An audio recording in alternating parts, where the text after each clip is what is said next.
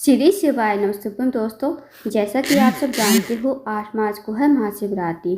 दोस्तों बस आपको महाशिवरात्रि वाले दिन जो है 7 लोटे जल का अचूक उपाय करना है। यदि आप इस उपाय को करते हो तो आपकी जो भी मनोकामना होगी ना वो अवश्य ही पूर्ण हो जाएगी। इस उपाय को गुरुजी ने अपनी कथा में बताया था। जो भी व्यक्ति महाशिवरात्रि के दिन इस उपाय को करेगा उसकी जो भी मनोकामना होगी 24 घंटे के अंदर पूरी हो जाएगी। अब आपकी मनोकामना कुछ भी हो सकती है, चाहे वो धन को लेकर हो सकती है, व्यापार को लेकर हो सकती है, बीमारी को लेकर हो सकती है या फिर नौकरी को लेकर हो सकती है। कुछ भी आपकी मनोकामना हो सकती है। साथ ही साथ दोस्तों, अगर आपके जीवन में कोई समस्या चल रही है तो इस उपाय को करने से आपकी सारी समस्याएं समाप्त हो जाएंगी। तो इस उपाय को महाशिवरात्रि के दिन अवश्य कीजिएगा। साथ ही दोस्तों, आप सब लोग जानते होंगे कि 8 मार्च को महाशिवरात्रि भी है और प्रदोष भी है। दोस्तों महाशिवरात्रि और प्रदोष का एक ही दिन पड़ना बहुत ही खास सहयोग है। पूज्य गुरुजी प्रदीप मिश्रा जी ने कुछ विशेष उपाय बताए हैं जो आपको अवश्य ही करने हैं। तो आइए दोस्तों जानते हैं उपाय कैसे करना है। पहला जो उपाय है दोस्तों वह है विशेष मनोकामना पूर्ति के लिए। यदि आपकी कोई विशेष मनोकामना है, चाहे वो धन को लेकर हो, व्यापार को लेकर हो, नौकरी को लेकर हो या फिर आपके जीवन की कोई विशेष मनोकामना जो काफ़ी दिनों से अधूरी पड़ी है, तो इस उपाय को अवश्य कीजिए। इस उपाय को करने के लिए दोस्तों आपको लेने हैं 7 लोटा जल। अब सबसे पहले आप खाली पात्र ले लीजिए, या तो आप बाल्टी ले लीजिए या आपके पास कोई और बर्तन है खाली तो आप वो ले लीजिए। अब आपको इस खाली बाल्टी में 7 लोटा जल जो है गिनकर डाल लेने हैं। साथ ही आपको एक खाली लोटा लेना है और साथ ही आपको लेनी है एक बहुत ही प्यारी सी बेलपत्र जो कहीं से कटी फटी नहीं होनी चाहिए। दोस्तों इस उपाय को आप जो है सुबह के टाइम में कीजिएगा, क्योंकि महाशिवरात्रि वाले दिन भीड़ बहुत ज़्यादा रहती है। तो आप इस उपाय को 4 बजे के आसपास या फिर जब थोड़ी सी भीड़ कम हो जाए तब कर लीजिए। इस उपाय को आपको सुबह के ही टाइम करना है। अब आप चले जाइए शिव जी के मंदिर में। शिव जी के मंदिर में जाकर सबसे पहले आपके पास जो बेलपत्र है ना वो आपको माता असौसुंदी के स्थान पर समर्पित करनी है। माता असौसुंदी जो है शिव जी की सबसे छोटी और प्रिय पुत्री है। दोस्तों माता असौसुंदी का स्थान जलाधारी के बीचों बीच में होता है।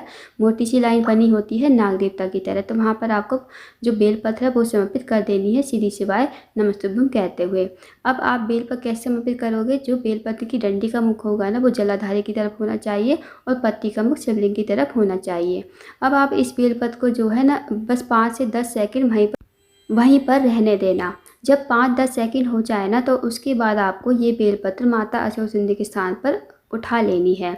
फिर आपको ये बेलपत्र समर्पित करनी है शिवलिंग पर श्री शिवाय नमस्तुभ्यम कहते हुए। अब दोस्तों जो आप बेलपत्र चढ़ाओगे शिवलिंग के ऊपर तो जो डंडी का मुख होगा ना वो आपको जलाधारी की तरफ रखना है, जहाँ से जल नीचे बहकर गिरता है, और पत्ती का मुख आपको अपनी तरफ रखना है। इसी प्रकार आप बेलपत्र समर्पित करोगे। अब जो आपके पास 7 लोटा जल है जो आपने खाली बाल्टी में डाले हैं, अब आपको एक एक करके सबसे पहले 1 लोटा जल आपको शिवलिंग के ऊपर श्री शिवाय नमस्तुभ्यम कहते हुए समर्पित कर देना है। उसके बाद दोस्तों आपको दूसरा लोटा जल चढ़ाना है श्री शिवाय नमस्तुभ्यम कहते हुए।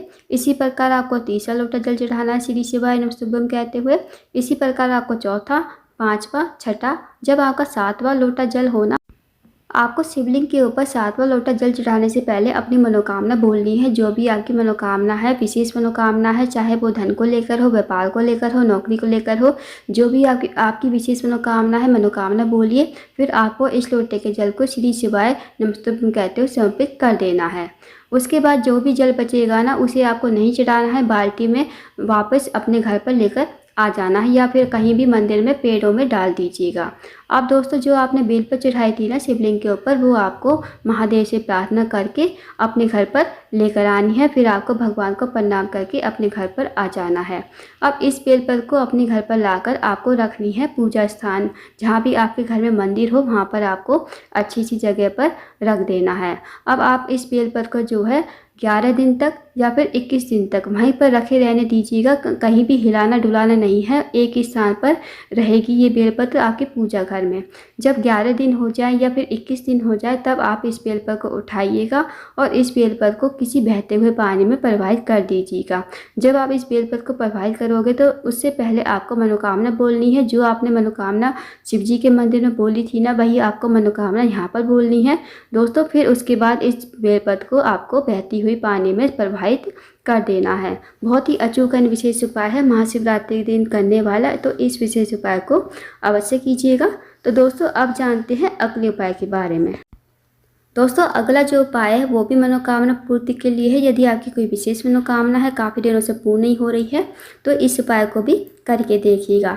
इस उपाय को करने के लिए आपको लेने हैं पाँच कनेर के फूल आपको लेने हैं। साथ ही आपको लेना है 1 लोटा जल तांबे के पात्र में।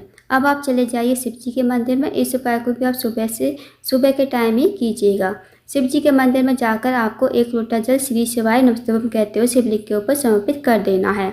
उसके बाद जो आपके पास 5 कनेर के फूल हैं ना, वो आपको 5 स्थानों पर समर्पित करने हैं। सबसे पहला जो स्थान है वो है गणेश जी का स्थान। गणेश जी का स्थान जो होता है जलाधारी पर ही होता है। दोस्तों आप सबको पता होगा कि शिव जी का जो पूरा परिवार है जलाधारी पर ही विराजमान है। तो आप सबसे पहला जो फूल है गणेश जी के स्थान पर, जलाधारी के राइट साइड पर गणेश जी का स्थान होता है, तो वहाँ पर आपको पहला फूल समर्पित कर देना है श्री शिवाय नमस्तुभ्यम कहते हुए। अब जो दूसरा फूल है वो आपको भगवान कार्तिक के स्थान पर समर्पित करना है। भगवान कार्तिक का स्थान जो होता है जलाधारी के लेफ्ट साइड पर होता है, तो वहाँ पर आपको श्री शिवाय नमस्तुभ्यम कहते हुए समर्पित कर देना है। अब जो तीसरा स्थान है वो है माता अशोक सुंदी। माता अशोक सुंदी का स्थान जो होता है जलाधारी के बीचों बीच में होता है, मोटी सी लाइन बनी होती है, तो वहाँ पर आपको तीसरा फूल समर्पित कर देना है श्री शिवाय नमस्तुभ्यम कहते हुए। अब जो दोस्तों चौथा फूल है वो आपको पार्वती जी की हस्तकमल पर समर्पित करना है श्री शिवाय नमस्तुभ्यम कहते हुए। पार्वती जी का हस्तकमल जो होता है जहाँ शिवलिंग विराजमान होता है, नीचे आप देखना गोल गोल कटी भाग होता है, तो वही पार्वती जी का हस्तकमल होता है, तो वहाँ पर आपको चौथा फूल समर्पित कर देना है श्री शिवाय नमस्तुभ्यम कहते हुए। अब जब आप 5वें फूल चढ़ाओगे ना, तब आपको इस फूल को अपने हाथ में रखना है, महादेव से प्रार्थना करनी है जो भी आपकी विशेष मनोकामना है, चाहे वो धन को लेकर हो, व्यापार को लेकर हो, नौकरी को लेकर हो, या फिर आपके जीवन की कोई विशेष मनोकामना बोलिए, और इस कनेर के फूल को शिवलिंग के ऊपर श्री शिवाय नमस्तुभ्यम कहते हुए समर्पित कर दीजिए। अब जो दोस्तों फूल का खिला हुआ भाग होगा ना, वो आपको अपने सामने रखना है। इस तरह आप कनेर का फूल समर्पित करोगे शिवलिंग के ऊपर। तो दोस्तों बहुत ही छोटा सा विशेष उपाय है, इस उपाय को करके आइएगा। महाशिवरात्रि के दिन जो भी आपकी मनोकामना होगी 24 घंटे के अंदर अंदर जरूर पूरी हो जाएगी। तो दोस्तों ये थे कुछ विशेष उपाय जो आपको महाशिवरात्रि के दिन अवश्य ही करने हैं। इन उपाय को अवश्य कीजिएगा। अगर आपको जानकारी पसंद आई हो, वीडियो को लाइक करना, शेयर करना, चैनल को जरूर सब्सक्राइब करना, कमेंट बॉक्स में श्री शिवाय नमस्तुभ्यम हर महादेव जरूर लिखना।